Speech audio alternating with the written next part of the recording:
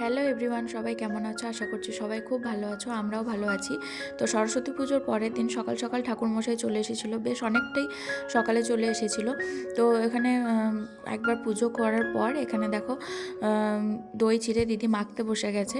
সমস্ত রকম ফল টল, দই চিড়ে, মুরগি, তারপরে গুড় টুড় এইসব দিয়ে মেখে দিদি এখানে রেডি করেছে। তো এটা কার কার খেতে ভালো লাগে অবশ্যই কিন্তু কমেন্টে জানিও। আমার কিন্তু খেতে দারুণ লাগে। তো সকাল সকাল আমরা সবাই মিলে এটাই খেলাম।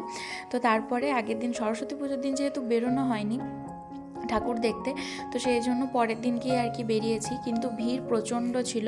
আর সরস্বতী পুজোয় না এই রানীগঞ্জে বেশ ভালো ভালো কয়েকটা প্যান্ডেল হয়, বিশেষ করে কলেজ পাড়ার দিকেই এই প্যান্ডেলগুলো হয়। আগের বছরও দেখেছিলাম, খুব ভালো করেছিল।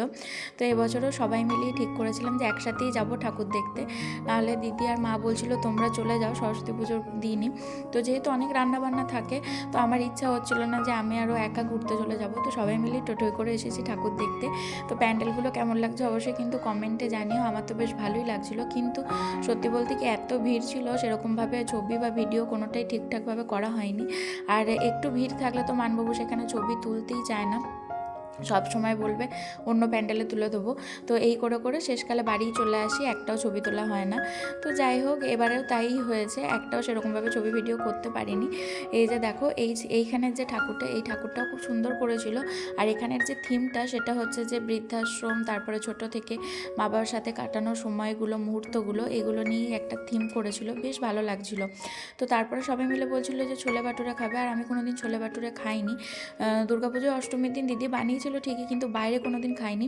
কিন্তু আজকেও না সেই একই হলো, আজকেও আমি ঠিক করে খেতে পারলাম না, মানে খাইনি আমি।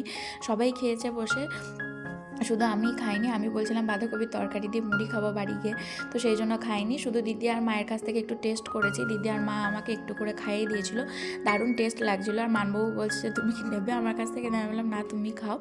তো তারপরে দেখো বাড়ি ফেরার সময় দেখলাম আমাদের পাড়ায় যে ঠাকুরটা হয়েছে সরস্বতী ঠাকুর, তো সেখানে দেখছি মিউজিক্যাল চেয়ার খেলা হচ্ছে। তো সবাই বলছিল বৌদি খেলো, কাকিমা খেলো, যাই হোক।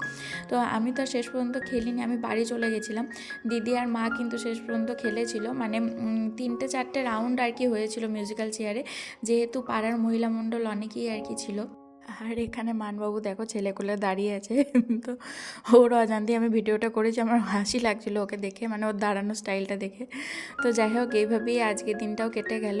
তো সরস্বতী পুজোর দিন আর পরের দিনটা খুব ভালোভাবেই কাটালাম। আর তোমরা কেমনভাবে সরস্বতী পুজোর দিনটা এনজয় করলে সেগুলো অবশ্যই কমেন্টে